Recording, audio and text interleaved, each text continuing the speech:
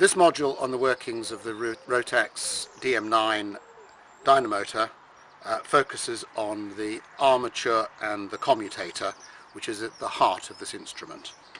So this is individually the single heaviest part of the dynamotor, and it represents an intense network of copper wires wrapped round a solid iron former.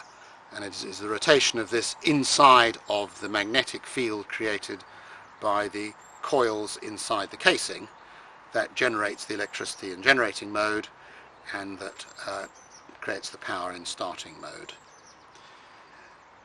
The armature is suspended on two large ball bearings inside its casing that fit on here.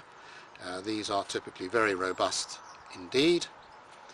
And here it has a dog that mounts inside the damper on the front of the crankshaft, and it's that which transmits the power for starting, and in turn what turns the dynamotor in its charging mode.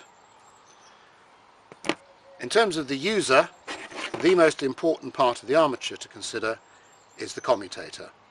So this is the area through which the electrical current is transmitted, and it's important that this is kept as clean as possible, and that involves using switch cleaner and brushes and cloths as part of your regular servicing of the dynamotor to try and keep this commutator as clean as possible. It clearly generates a great deal of heat and also carbon dust from the brushes.